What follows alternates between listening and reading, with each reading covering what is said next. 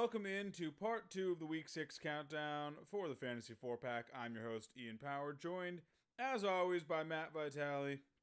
Frankie Santiago is working today, and Jeff had to call in sick.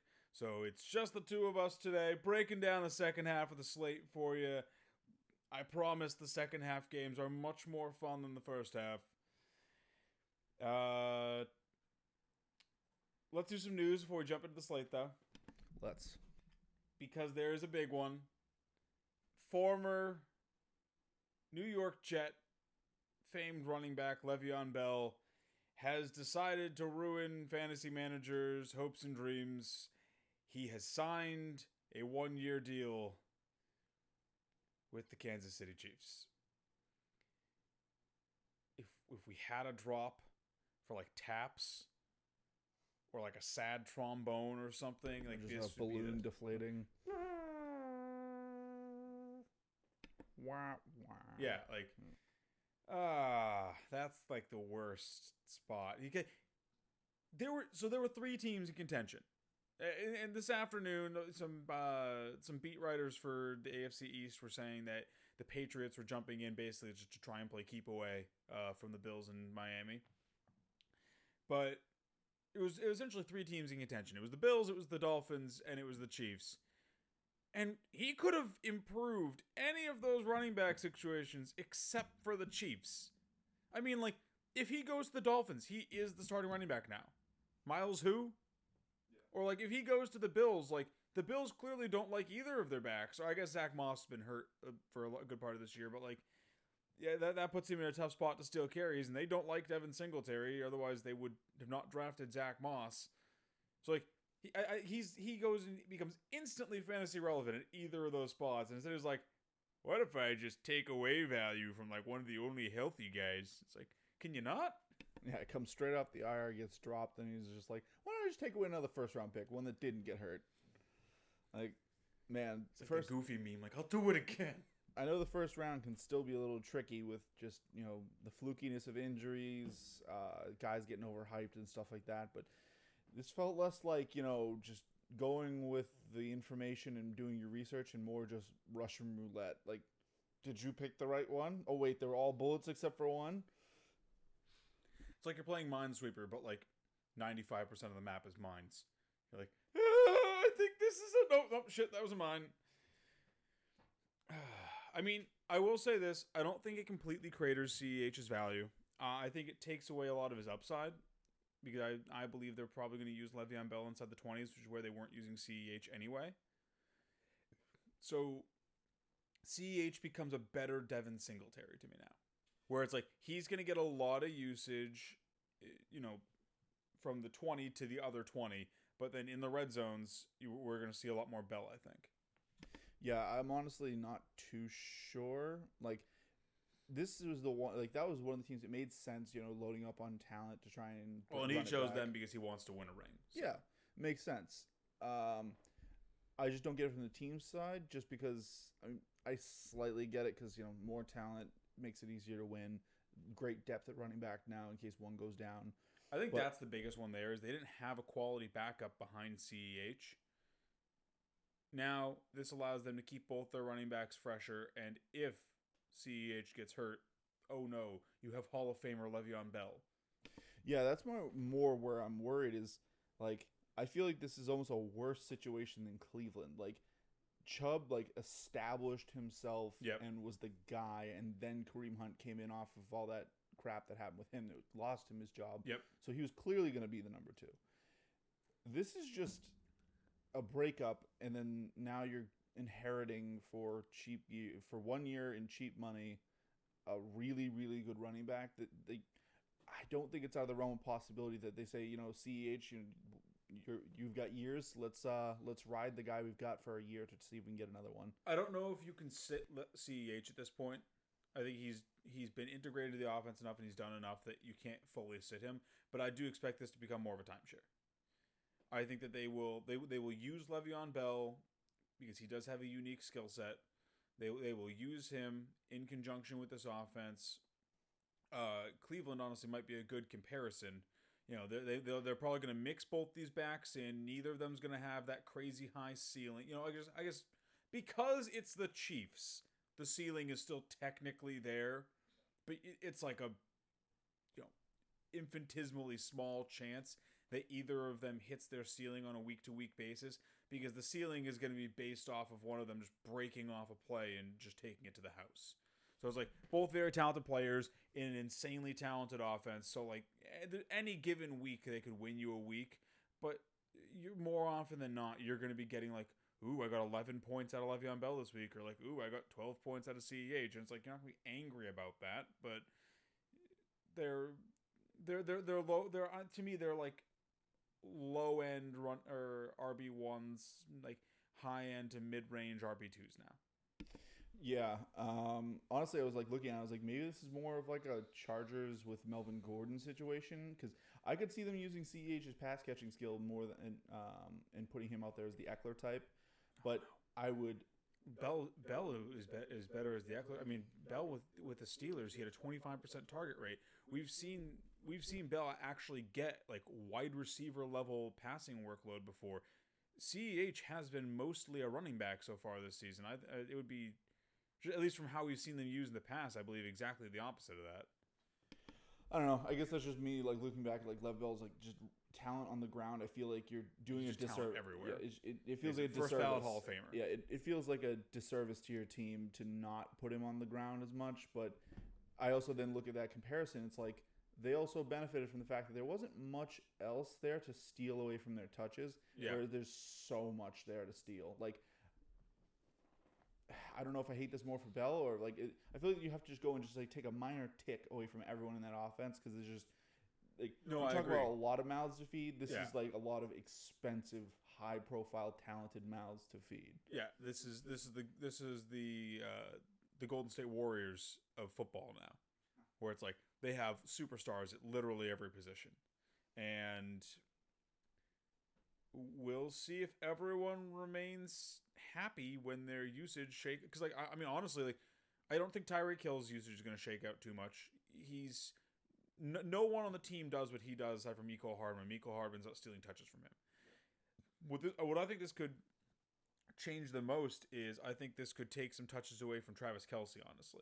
We already know that running back and tight end targets cannibalize each other. We know that Lev Bell is a prolific receiver at running back when he has a team that isn't run by Adam Gase.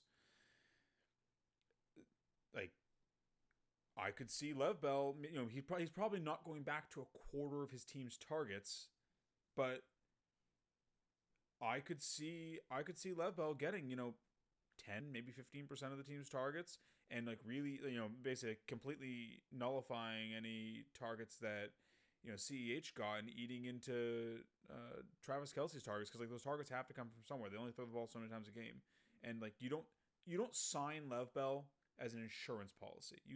He's like Adrian Peterson or Frank Gore. Like you're not signing him to be like, you sit on the bench and if we need you, you're going to come into the game. It's like he's getting used. Yeah, it's just whose touches is he cannibalizing? And we know as first talent he does have a little bit of a prima donna about him.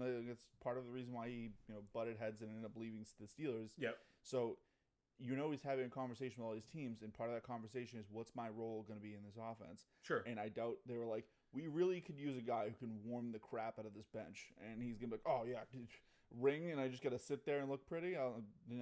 Yeah, he's coming in here to play. On paper, he's saying that he wants to go somewhere to get a ring and he cares about the situation, but like Lev Bell's still young-ish. Like he could get another contract. Lev Bell wants to go to a spot where he can prove that he can still do it, so that somebody can give him one more contract. Because like honestly, the next contract he signs after this year is probably his last one. So he's going somewhere where someone is at least in the interview promising him decent usage, a chance to showcase what he's got. Some other less exciting news: Melvin Gordon back at practice. It means nothing to me. He is, for all intents and purposes, both playing and not playing. I have no idea what to do with this guy. If I'm a Melvin Gordon manager, I'm terrified that the team is just going to keep him active and not play him.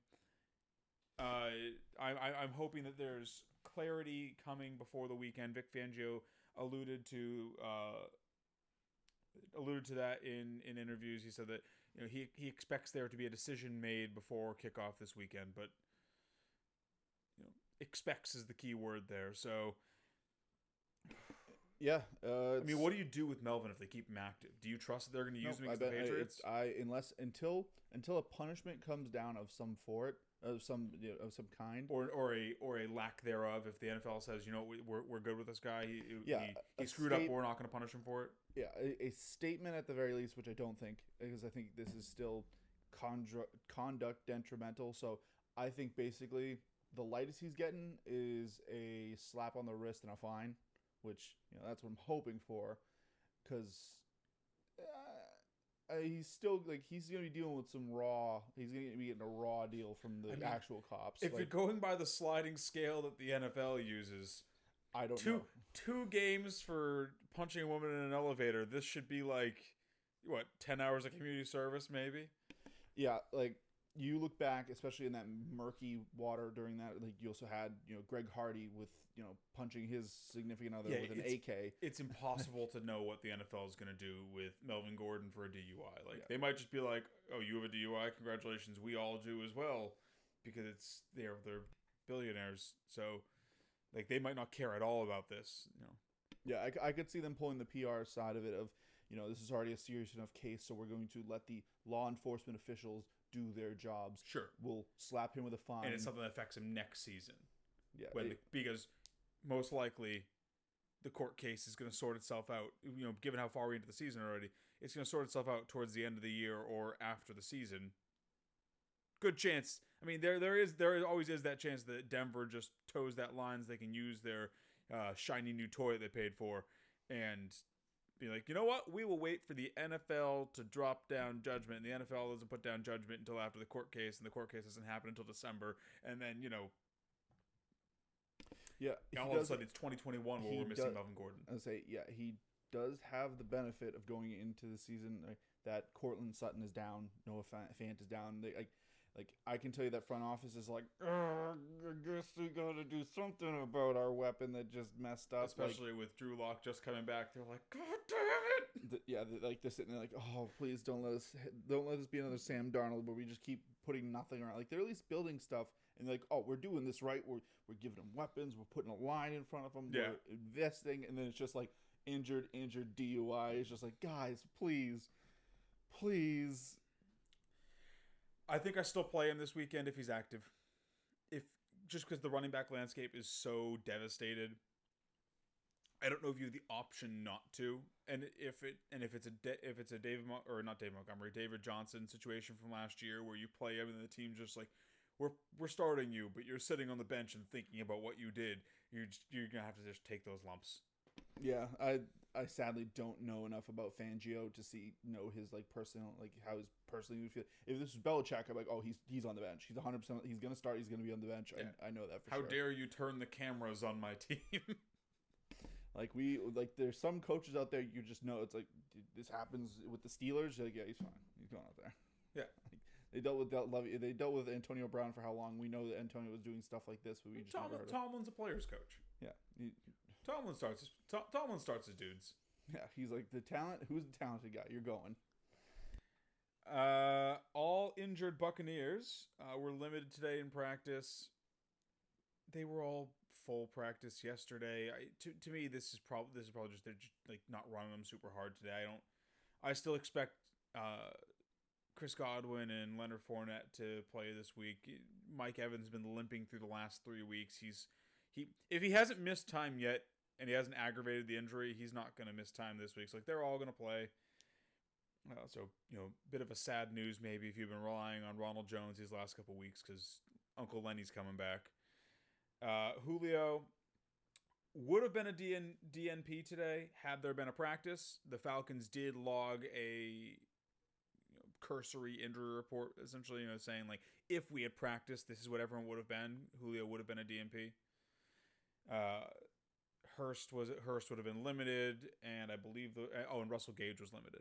So obviously their facilities are closed due to a positive COVID test. That game's up in the air. It sounds like it's still expected to be played, but especially given that they're still releasing injury reports and everything, they're not actually practicing, but Yeah, The phantom DNP points to me that Julio probably isn't playing again this week. Even if that game goes. I have also heard the reports too that this the positive test was actually not a player. It was a staffer. So that does bode well for the team. That's good. Yeah, granted, I mean, it depends on who it is. If that's the O-line's coach, they're going to be up, they're usually probably close to their players anyways, but if this is, water boy number 2, then we might be okay. Sure. Or like a beat reporter or something. Yeah, like somebody who is just in the building, but in the building enough where they count. So, like someone on the sales team. So I'm hoping for good things. I think it's early enough, and it's not like they had a slew of them that came out. It was one, so I think they can isolate. Yeah, the reports changed that fast. When I saw it this morning, it was like multiple positive tests. I was like, now it's down to like he wasn't even part of the team. Like, yeah, it was some guy walking past the building. That's the reason why Julio's not practicing right now. But no, I expect this one to be treated kind of like Buffalo or the Patriots game, at least to start, where they're just going to push it back, and we might get another Tuesday night football. So that's an interesting situation because say they push it back, that hypothetically gives Julio an extra day or two of rest. What do you do? Unless for this thought exercise here, you don't have any other Falcons. You don't have Calvin Ridley or Russell Gage or Olabidi Zakamidi or whatever his name is to put in behind him. What do you do with Julio, given a couple extra days of rest, if he is pushed to Monday or Tuesday, and you might not have a pivot for him? Do you still sit him? So the team's putting out their reports. If they're going to keep practicing and they get pushed back to Monday, Tuesday, something like that, I'm glued to those reports when they come out. I put it on the team. Like I hope the team reports well enough that I can make an informed decision. Like if he gets slapped with a D, the doubtful tag, sure, bench, doubtful is out. Yeah, doubtful's out. Well, so saying, assuming he carries the Q into it's 12:50 on Sunday and he's still carrying that Q tag. All right, so then I guess my answer changed to if he touches the practice field, I'm playing him. If he does, even limited fashion, if he's running drills on the sideline, sure. I'm in. If he touches the practice field, I'm playing him. If he doesn't, I'm taking a serious look. If he's DNP but a game time decision, he is a how bad do you need this win and a how good is your flex guy or wide receiver 3, like that guy. Like sure. If you've got something you can start over you're confident in, I might go for that just to be on the safe side. But if you're a team sitting low and you need a win, Julio could make that win for you with all these, I mean, he is a player who can change the landscape of a week with, a handful of catches. Because he's Julio Jones. Devontae Adams back to a full practice today. Juju and Ben also full practice. Deontay limited, kind of expected given that Deontay got a little roughed up in the last game, but that checks out with what Tomlin was saying, where he expects Deontay to play this weekend. Honestly, for me, I love the matchup for all of them. I'm glad that Big Ben and Juju are back to practicing in full, and Deontay practicing limited fashion means that they're all full goes for me. I have no reservations starting any of them. Are you in that same boat? Oh yeah, I'm big fans of that matchup, and I think as long as we don't get any negative development for Deontay, I would roll him out there. Yeah, obviously if he aggravates the injury tomorrow, then my stance changes. But that's all of the news there. As a reminder, before we jump into the slate, make sure to follow us on socials, hit that subscribe button, ring the notification bell. That way you know when any new content drops as soon as it drops. And make sure to share our videos if you're enjoying the content or if you're enjoying our pleasant voices and ridiculous antics and whatnot. Any shares and any exposure we can get helps us grow the channel. Helping us grow the channel means that we can provide more awesome fantasy content to you guys, and that's what we want to do. So, help us help you. Let's do it.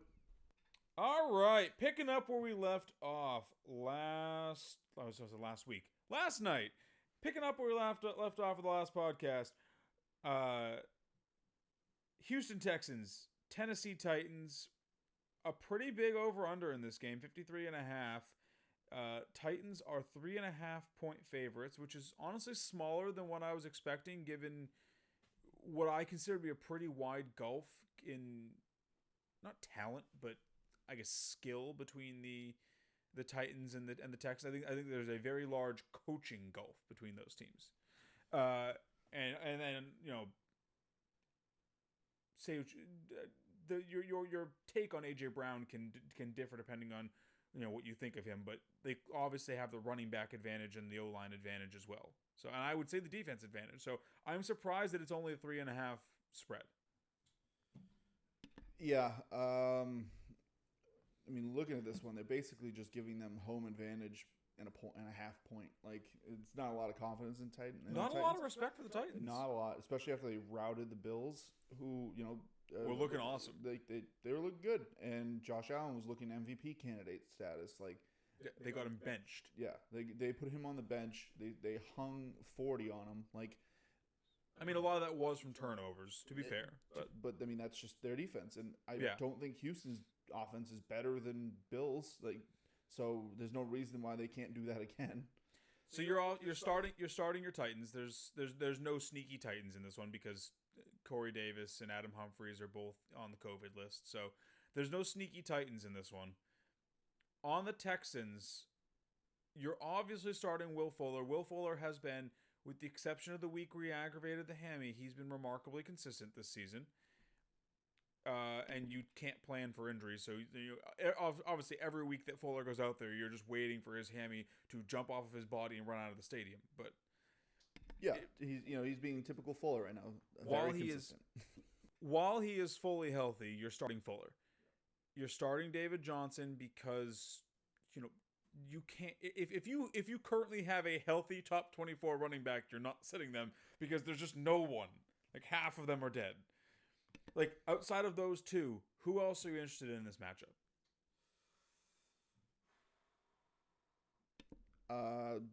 Titan side of the ball, like I said, just don't get cute with it. I think you just start your obvious ones. Sure, like I said, there's no sneaky Titans in this one. It's Tannehill, it's Jonnu, it's AJ Brown, it's Derrick Henry. Yes. Houston side of the ball, like, I'm interested lightly in Deshaun Watson. David Johnson, you got to start him. There's just injuries, bye weeks, potential COVID losses, whatever's going on with Dalvin Cook. Yep. Like, there's not a lot out there right now, especially this week. I would give Cooks a flex in this one because I do think this is going to be a little bit of a shootout. I don't think Tennessee's defense is going to be as stifling, and I think Tennessee does have an offense that's going to run just. This is going to be a track field. They're just going to be running track on these guys. So I don't think the Titans are going to have a track meet. Yeah, track meet. Yeah, as the I know you weren't a track. I know you were a track star in high school. So yeah, I do as You're doing the track thing with the running and the javelins and the high jump. Yeah, when you do the decathlon meet and you run and throw the sticks and stuff. But no, I think the Titans are going to score at will, but I don't think there's going to be a lot of plodding drives until the end of the game when they're just trying to sit on the ball, basically. Sure. So I think this is just going to be Derrick Henry doing Derrick Henry things and AJ Brown catching a few long balls. So I'm confident that Houston should get the ball enough to produce, but Cooks is like a tentative flex for me. I think after that I'm out. I'm actually more in on Cooks than I am on. You're still starting Fuller this week. I'm more in on Cooks than I am in on Fuller. We saw a big spike last week with Cooks after Bill O'Brien was released from the team. And I don't think that was a coincidence. We know the talent is still there with Cooks, and it was like no one can understand why they weren't using him last week. They used him to massive success, and we know that Deshaun Watson is a good enough quarterback that he can easily support two wide receivers, Fuller and Cooks. This Titans defense, it's good, but it's not. It's nothing to write home about. I'm not scared of it. And according to DraftKings, they are the 26th worst defense against the pass. Cooks is a risky start because the history this season isn't there to support it. So this may be recency bias overriding intelligence here, I guess. But I'm willing to roll Cooks out there. Like, if we're on a sliding scale, 1 to 10, I'd put him like an 8 for risk. But I am 100% willing to throw Cooks in lineups. Actually, have him on several teams this year because I was high on him in the offseason. I'm throwing Cooks in everywhere, believing in what I saw last week and believing that he is actually a part of the Texans' game plan and that the Texans need to use him to get that offense back on track. They can't because they've shown they can't win by just targeting Will Fuller. It doesn't work. They need more weapons. Yeah. I mean, Houston's already shown you through multiple years that they can't win with just targeting a single receiver, even when that receiver is Hopkins. Like, they still had plenty of bad seasons with Hopkins. So I don't think it's how that, like, I will not be shocked if Cooks has another good day. Like, not that level of good. I'd be surprised if he puts up another 30-burger. But I could see him paying off for his fantasy managers if you roll him out there. Like I said, I think this is going to be a shootout. And I really like Cooks. He's not one of my money picks today. I have to go back and check to make sure he actually wasn't one of mine. He's not one of my money picks today, but I actually really like Cooks in DraftKings this week too. 5K. Like, he's someone that I'm targeting heavily this week. I'm probably going to overweight the field on him in DraftKings this week because at 5K, it's hard to hate that upside where it's like he could have a bigger day than Fuller at a fraction of the cost. I mean, Fuller this week is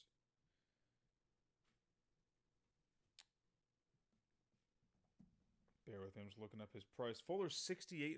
It's like for $1,800 DraftKings dollars cheaper. Like I love Cooks in DFS this week, and like I said, redraft. I'm fine using him as a wide receiver 3 or a bye week fill in there. I start with confidence there for me. One other question for you about this one, because obviously you like the Titans defense. You were in on them earlier in the season. They did expose Josh Allen last week a little bit. If you need to run a streaming defense out there, and the Titans are sitting out there, maybe you still have the Titans, because I imagine the Titans are going to drop pretty heavily with all of the COVID shenanigans. Are you willing to roll the Titans out against this? Maybe if you're doubting the over/under, are you willing to roll the Titans out there against Deshaun Watson and count on them getting some turnovers to make your hay? Yeah. Like I said, I feel like fantasy defenses, people look too much at the totals and what they're scoring, because it is, standard scoring for defenses is a little abusive for high scoring matchups. But I mean, for defenses, honestly, fantasy managers shouldn't care about points scored unless you think that someone's going to hang like 40 or 50 on a defense. If it's a good matchup where you can target turnovers, you should feel comfortable rolling them out there. Yeah, that's why, like, you want sacks. You want to see that they're getting after the quarterback. You want to target porous lines. You want to target quarterbacks that are prone to mistakes. Like, even though he could throw, he all those touchdowns, Jameis Winston was a great quarterback to start a defense against because you were getting a couple picks come back. Oh, I always love starting defense against Jameis Winston. Yeah, like he could come out. And it was like free money. Yeah, basically you could start the quarterback and the defense, the opposing defense for Jameis Winston, because he would put up 300 to 400 yards. Wait, am I reading this right?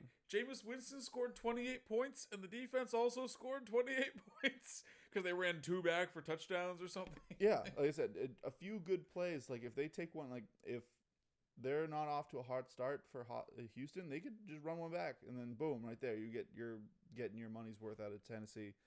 I'm a little more fluky with them, like, if I'm going as far as, like, DK. I mean, if you have a better start, so on DK where you can choose your defense, I don't think I'd use them. Maybe a small percentage just to get exposure, but like I'm saying more for redraft where you might not have your pick of the litter. You can't just pick up a Rams or a Pittsburgh. Yeah, for redraft leagues, I'm fine with them. Detroit Lions, Jacksonville Jaguars, another tight spread here and another massive total, 54.5. Lions are 3-point favorites. I gotta say, I love this matchup. I want to watch it. I love Teal Steele. I love me some Fratty Stafford, Kenny Golladay. be still my beating heart. I've been a believer in him for some time. DJ Chark, if he plays, I love watching him. He's a fun guy. Laviska Shenault, like there's a lot of fantasy excitement in this matchup to me, and there's the chance that we finally get to see some DeAndre Swift in this one. Maybe, I mean, he's only a second round pick, so cool your jets. It's not a high pick. It's every other sidebar, every other high value running back in this, because there was the big three. It was CEH, it was Jonathan Taylor, it was DeAndre Swift. We've got to see Jonathan Taylor somewhat unleashed. We've got to see CEH somewhat, like, Patricia, let us see what DeAndre Swift, because he looks like, after he bricked that touchdown off his hands and cost the Lions that week, he's looked good since then. Like, objectively good. He looks like the best running back on the Lions. Yeah, with Kerryon being hurt, per usual, sadly.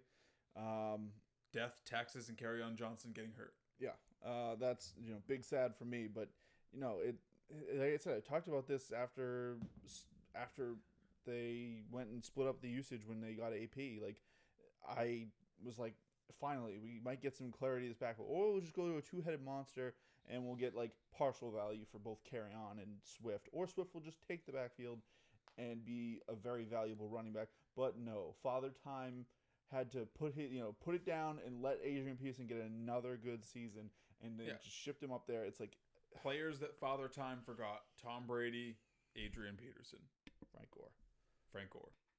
Is Adrian Peterson, like, just as a more Hall, like, is Adrian Peterson the best running back we've ever seen? With just ability to get it done and longevity. I mean, how old is that guy? I mean, seen it as in, like, who I've seen, it probably, other than, like, but I mean, he's 35 years old, and he is still turning in, like, 1,000-yard seasons. Like, that doesn't happen at running back. Oh, yeah, I'm full aware of that. The man has gray in his beard, Vitali. Yeah, like, I do have that feeling, though, like, the greats, when they kind of peter out at the end, when they're not up to the snuff, and they're not shining like they used to, it feels like it takes something off their legacy in the short term. I don't have a breaking news button, but if I did, 3 hours ago, Lions Adrian Peterson misses practice with illness. This might be a DeAndre Swift week. If for some reason Adrian Peterson is not ready to go for Sunday, I'd be excited. I'd put DeAndre Swift in the, like, top 18 running backs. It's a good matchup. Jacksonville can't stop the run, and if Kerryon can't go and Adrian Peterson can't go, like, that could be a sneaky play right there. How expensive is he on DraftKings? He's 4,500. Ooh, I like that a lot. 4-pack fans, something to keep an eye on there. Watch the news on that backfield. If Swift is the guy going into Sunday due to illness, 4,500 is a really good price for a guy playing Jacksonville. Yeah, I mean, honestly, I might use him a little bit just as a flex guy. I mean, if he gets like 8 to 12 touches in this game, yeah, I can see paying that off. Yeah, as far as this matchup as a whole, I love it. I'm all over it for redraft, for DK. I want to inject this matchup directly into my blood. Oh yeah, which is something that I never thought I would say about a Lions Jacksonville game. Yeah, it's why I had to pick him up because he was on the waiver wire, but I'm now staring down the barrel of another conundrum of, do I start Matthew Stafford or do I start Big Ben? And I'm just like, that's a tough one. They're both really good this week. Both great matchups. I get Big Ben at home against an offense that can score, but then I get Matt Stafford against Jacksonville, who I have no fear of their defense, and Teal Steel can at least. And we know Staff can air it out. Yeah, they said either way. They're very similar quarterbacks in my eyes, because they both show very little fear to throw it downfield. They both have excellent receiving options. Yeah, they're both playing terrible pass defenses. Yeah, it's like they're where they differ is like you get youth with Stafford, but I think you get better options with Ben, and you get a little more kind of what he can do. I think personally, I'm probably gonna lean Ben in this one, just because it's Ben. Sure. And I think his weapon. You can trust the history. Yeah, you can trust the history, and I think his weapons are just gonna carry that. Sure. But I think either way, they're gonna be great options. All right, so you're starting everyone in this game basically. Then obviously not Eifert, but like you're starting Chenault if you need a flex start. You're starting DJ Chark. You're starting James Robinson. You're starting both quarterbacks. You're starting Kenny Golladay. You're starting Hawkinson. You could make a case for starting 2 running backs in this one from the Detroit side. Probably not starting Marvin Jones, but if there was a Marvin Jones week, this is the week. Yeah, I keep seeing him on the waiver wire and being like, I'm tempted because he's done it in the past. His disappear feels like it was unwarranted. Like people are ready to put the grave in put him in the dirt, bury him. They're already dancing on his grave. It's way too early. He's gonna pop out of the grave and eat you. It's because everyone wanted to be like, well, he couldn't do it while there was no Golladay. It's like maybe he needs. Like, we've seen receivers. Sometimes receivers. Maybe he's just not good enough to beat the number 1 cornerback. Like this team is healthy now. They're getting Jacksonville. The stars are aligning for a Marvin Jones week. I did really like the Lions preseason too. Like, all right, we're taking too long on the Lions Jaguars. We do have a couple other games to. I know it's not.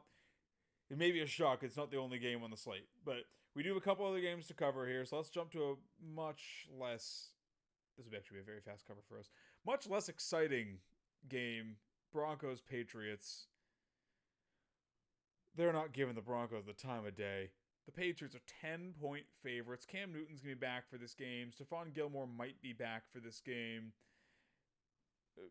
It's a 45-point total, and it looks like Vegas expects Bill Belichick to just, absolutely donkey punch Vic Fangio. Yeah, you just gave Bill Belichick 2 weeks to prepare for a playoff battling team, like not even a sure-in playoff team. Like, yeah. Belichick should be able to pick this team apart. So how he does it, that's always the thing with Belichick. Like you could be like, oh, they're totally going to attack this, and all of a sudden it's just the Rex Burkhead week. But I think Cam's still going to get his. Gilmore's back at practice, so I expect him to go out there. So I don't really want. I almost want nothing on the Broncos side. Like I said, if Melvin Gordon's a good, I would start Jerry Jeudy if I need to. If Drew Lock is back. Yes, if Drew Lock is confirmed back, I would be interested in Jeudy. But this is a game I am trying to fade.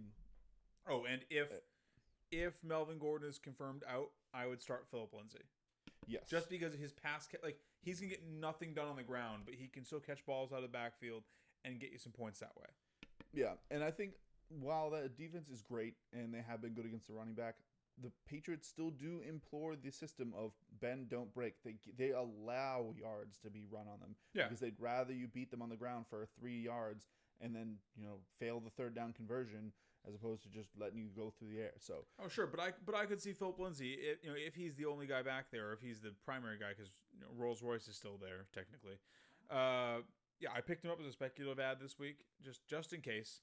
In case the NFL was like, Melvin Gordon, done. I can see Phillip Lindsay getting 40 on the ground and 45 in the air. Maybe getting a passing touchdown against them, but I'm not excited for anyone in this game really. They're two okay defenses to great defenses, depending on which side you're looking at. The Patriots as a whole just haven't been an appetizing fantasy option this season. I mean, you're starting Jules. Damian Harris is interesting in this one. He might be a need to start just based on availability of other running backs. So let me ask you this. So 2 guys that are fringe guys for me and guys that I feel like have gotten lost in the shuffle with everything so far. Are you starting James White and are you starting Damiere Byrd? Damiere Byrd he looks like he has developed into the number 2 for the Patriots. He looks like he's past N'Keal Harry. That doesn't really surprise me because the Patriots have a long-standing history of sucking at drafting wide receivers. So, are you starting James White in this one and counting on his ability to catch, 7 or 8 balls and, make his hay just through receiving volume? And what are your thoughts on Damiere Byrd as a bye week fill-in / flex option this week? Because I would start both of them if I need to. If you need to, I still believe, like, I think there's a lot left to be seen with N'Keal Harry. I still believe in him. Like, if you have him in a dynasty league, do not drop him. There is clear talent. He was supposed to be one of the best guys coming out of the draft. I mean, it wasn't the caliber of draft that we just saw, but yeah, I mean, this might be the best rookie wide receiver, or just maybe just rookie skill position draft that we've seen in recent memory. Yeah. So for N'Keal, like, I look at it like he just needs the time. He didn't get that time last year, especially with Brady being the way he was, where he's very anti-new people. Sure. Just he wanted to hang out with Jules and his old buddies, and then get curmudgeon is the word you're looking for, yes. I believe. Yeah, he was being a Scrooge, if you will. Yeah, get off my lawn. Basically. So I think it's just going to be time with him. He's somebody, if I can hold him in redraft, I'm holding him because I think there's brighter days coming. Sure. With Cam Newton getting more into this offense. But no, for Damiere Byrd, I think for this one might be a speculative flex just because he's either getting a boatload of targets or he's not really getting much. So you're gambling. Sure. That's why I said, like, I start with bye week fill-in / flex because, like, for me, he's really more of because we are entering bye week hell. This is the first week of just the worst weeks of fantasy when you just, like, you could lose because your favorite players are not even on the field because they're resting or something. So he's a fine bye week fill-in for me, but and I'm interested to see how his role develops on this team, but a grain of salt with him. New York Jets, Miami Dolphins. Hate this one. Also, what the hell, Vegas? You're really giving the Jets a better chance against the Dolphins and the Broncos against the Patriots? The Jets should be at least 11-point underdogs. It's still the Dolphins, to be fair. The Dolphins haven't looked that bad this year. Ryan Fitzpatrick has been balling. Myles Gaskin looks legit. Devontae Parker is Devontae Parker. Gesicki is finally breaking out. Like, the Dolphins as a whole have been gelling this season. And the Jets just released Le'Veon Bell because they hate talented players. Like, the Jets are a practice squad. Like, how? Like, it's not because I think that the Dolphins are better than the Patriots. It's because I think the Jets are significantly worse than the Broncos.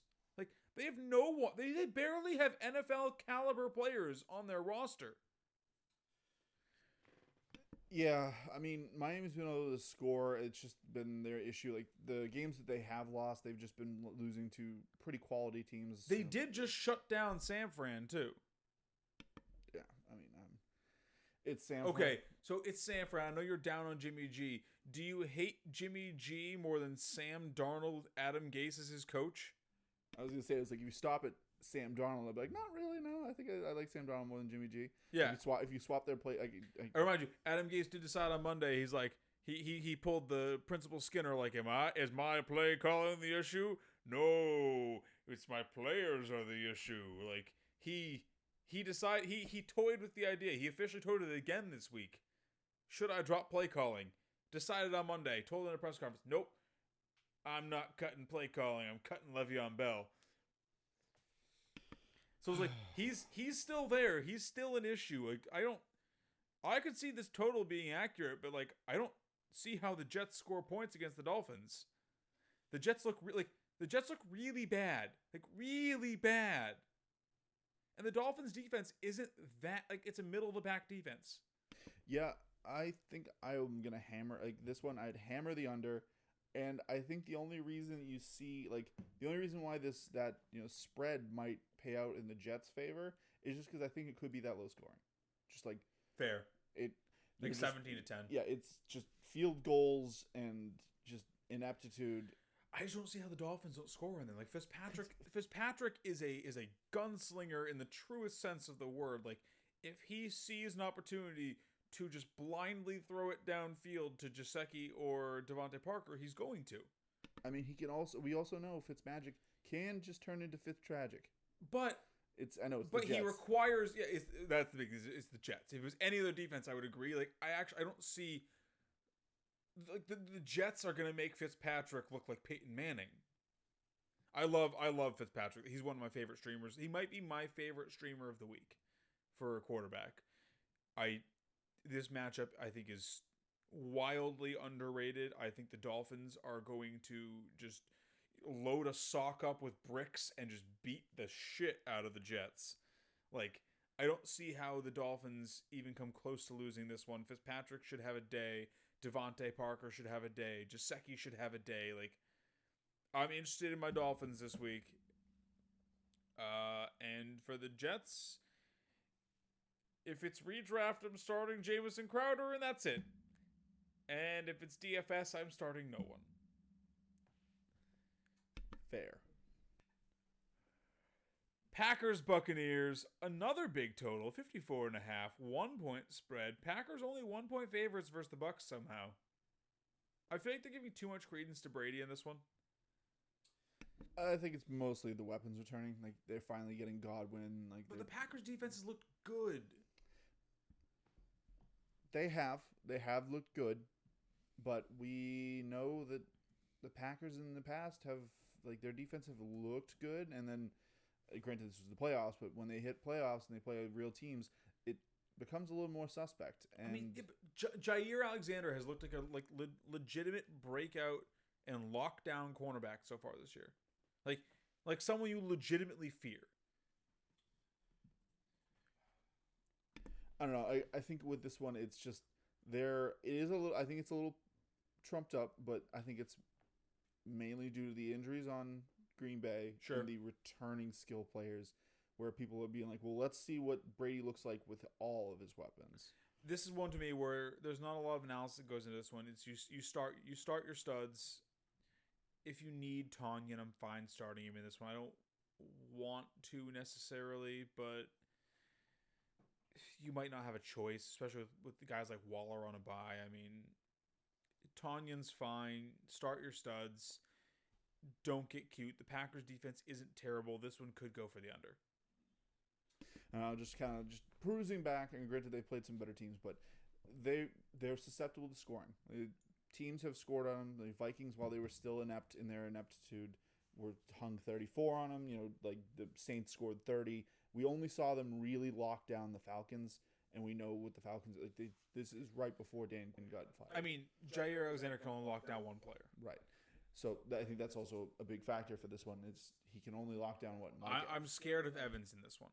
If I'm picking a top 20 wide receiver to sit in this matchup or in this week, I'm sitting Mike Evans.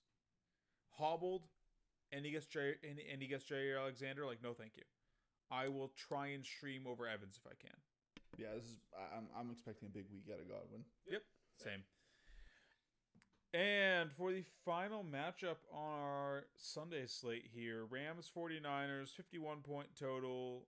49ers are 3.5 point dogs in this one. This is one where I don't really have a lot of analysis for. I think this is a pretty cut and dry matchup. You're starting Kupp and Woods. You're starting.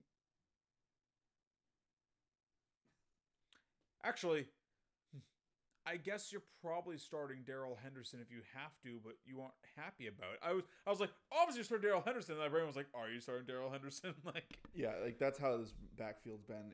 It looked like it was getting. Cam Akers is back, so yeah, and he looked like one of the better backs out there. So I want to say avoid this backfield, but you might not be able to. So I'm starting Darrell Henderson if I have to. How about that? Yeah. Start him if you have to. Don't expect much. Like, yeah. I think San Fran's still good enough of a defense that I expect Woods and Kupp to do well. Good enough for defense, and this is a fantastic coaching matchup too. Yeah. Sean McVay versus Kyle Shanahan, like two of the best young minds in the NFL. Yeah, like I said, I wish they had I wish they could go out at this full strength to see who's better. The offensive mind versus the defensive mind here. As far as Niners side of the ball, I'm starting Debo if he goes. Ayuk, I'll start him. Yeah. Debo, Ayuk, Kittle, Raheem Mostert. Yeah, that's it. not getting too creative at this one. Yeah, you're taking your obvious starts, and if you're going deeper, you're praying for a touchdown. That is it for the Sunday slate. Very quickly, let's go through our record from last week and our record overall in the season, and then our money picks and starts for this week, as we are running up on time a little bit. Last week was fairly average for the 4-pack on the whole. I moved to 11 for 20. I got 3 of my picks right. Vitali moved to 12 and 20. He got 2 right. Frankie moved to 8 and 16. He got 2 right. Jeff moved to 4 and 8. He got 2 right. So, very, aside from me who got 3, very average week. By the skin of your teeth. Yes. James Robinson fell forward just enough to give you 11 points to get you the 10. That's all I needed. So, for this week, bear with me here. My document isn't showing me any of anyone's picks. Vitali, you know what? My tablet's locking up on me. Would you do me the honor of starting us off with your picks while I troubleshoot? Sure, I can start running through until you figure your stuff out. This week, my starts, Ryan Tannehill, Laviska Shenault. Not a surprise. We're going love it. I love Laviska Shenault even more also if DJ Chark doesn't play. That's a big reason why he ended up being... Like, honestly, I was considering going double with him and going start and money. I wanted to just diversify a little bit, but you'll see there's only 2 games I'm targeting here. But yeah, Tannehill against Houston, I think he should be able to just have his way, especially now he's got his top option. Chenault's a gadget player. He's got multiple tricks up his sleeve. He can kind of buoy his floor by running the ball, and he's been getting double-digit production for managers now in a consistent fashion. I think it's only going to start climbing as he works his way into this offense. Sure. For my monies, I went with T.J. Hawkinson and A.J. Brown. How much are they? Let me jump back to that. But T.J. Hawk, like I said, once again, that he's 53, isn't he? He is 53, and A.J. Brown is 56. So I don't love the price for Hawkinson, honestly, but I love the A.J. Brown call. Right. I went a little more expensive with the tight end, but for me, it's just he's been getting pretty good, consistent targets. He hasn't really had any dud weeks. Like, his worst week is 9.3, and that's for a tight end. Like, sure. It's not even a premier one you paid for. Like, he's having a quietly good season. I think this could be a nice breakout game for him against Jacksonville. So real fast, not to rain on your parade, I'm just going to give, because tight end is a very punt position, I didn't pick any tight ends for my starts. I just want to give our listeners a couple pivots in case they don't want to go expensive tight end. 3 cheap tight ends. Actually, they're 1, 2, 3 in order on DraftKings as well. But 3 cheap tight ends that I love this week: Mo Alley Cox at 4K, Austin Hooper at 3.9, and Darren Fells at 3.8. Yeah, sure. Like I said, especially as Akins is inactive, or likely to be inactive, I believe. But if you're looking to punt at tight end, I would look at one of those 3. I do think Hawkinson is a fantastic matchup. He's a high price. You have to invest a lot of your lineup, 10% of your budget into Hawkinson. Essentially. Yeah, like I said, I fully understand. I'm going a little bold with him. No, bold's not bad. I just wanted to give some cheap pivots. Yeah, like I said, I completely agree, but I also just think against Jacksonville, I think he could really make some hay for owners. I agree. AJ Brown, criminally cheap. Like he shouldn't be that cheap. Yeah, 56. AJ Brown is someone who I'm already overweight on this week. Yeah, he came out and flashed in his first game back against a solid defense. His connection looks right, just as crisp as it was with Tannehill. Like, I expect him and Tannehill to just be making sweet music, and it's a great stack. I'll take this one off next, and then I'll give Jeff's picks out. My starts for the week are Alexander Mattison versus Atlanta and Dave Montgomery versus Carolina. So Alexander Mattison is expected to be the starter. It's looking more and more like Dalvin Cook will not play. If Dalvin Cook is active, I'm going to pivot. I haven't decided to who yet, but I'll announce that before the Sunday games. But I'll have a backup set aside because Alexander Madison's start is predicated on Dalvin Cook not playing. Dave Montgomery is in a smack. Who was it? Another guy in the industry. I forget who. I should have liked the tweet, but he made a jesting comment about Dave Montgomery earlier in the week, where he's never been prepared to lose more money on Dave Montgomery than this week, because oh my god, this is just the juiciest of matchups. He was almost. You said that Chenault was almost a double for you. Dave Montgomery was almost a double for me.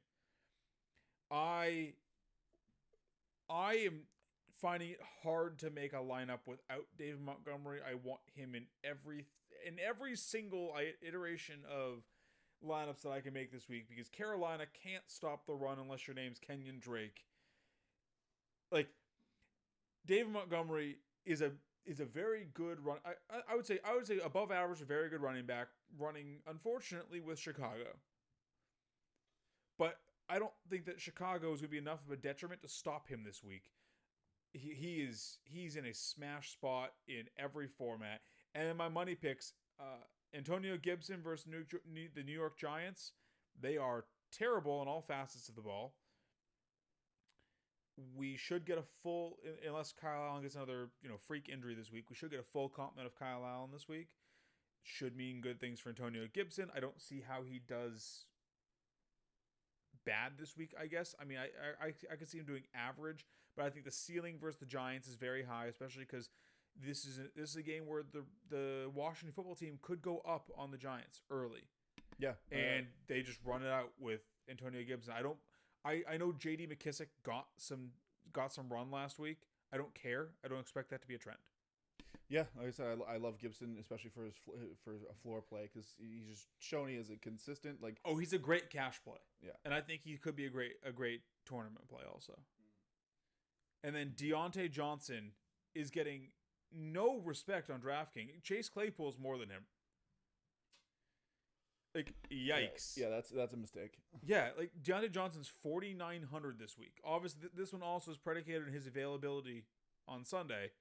If he's not playing, do not put him in your lineups. He's not a good deal regardless. But like 4,900 compared to the 5,200 for Chase, or the much more for Juju. I believe Juju's 62, I want to say. Yeah, he's sitting around there. I was just checking to see what his price is, see if how much he's fallen. Like that still game, booing. That game's going to be a shootout. Deontay, when he's been on the field, is the target leader for the Steelers. Deontay could have a massive week this week, assuming that he doesn't get knocked out of the matchup again. So there is a little bit of risk there because he has shown an inability to stay on the field this season. But if he's on the field and he gets to play a full game against Cleveland, Deontay could blow the fuck up. Excuse my language, YouTube. Like, Deontay is in an awesome spot this week. And at 4,900, you only need full point for DraftKings. You only need 6 catches for 60 yards to pay off, basically. Yeah, I think it's criminal how cheap there's a couple wide receivers. Like, I thought AJ Brown was cheap. Like, Deontay being that cheap, no excuse. I mean, he might be the best receiver on the Steelers team. Yeah, like I said, with how Juju's been looking, like, I see this as a potential get-right game for him, because I think they're going to need him, because Cleveland can score. We've seen this. But I think at the end of the day, Pittsburgh should win this, but they're going to need to throw. And I could see, if teams are starting to shy on Juju, I could see him working his way back in, but that doesn't mean I'm off Deontay. Fair. And then Jeff has Stafford versus Jacksonville, CeeDee Lamb versus Atlanta. And for his money picks, he has Jonathan Taylor versus Cincinnati at 6,400 and Myles Gaskin versus the New York Jets at 5,400. Well, that'll do it for us. We will rejoin you all on Monday as we recount the weekend's events, and we wish you all a lucky and fantastic weekend full of not injuries and puppies and candy. Till next weekend. Adios.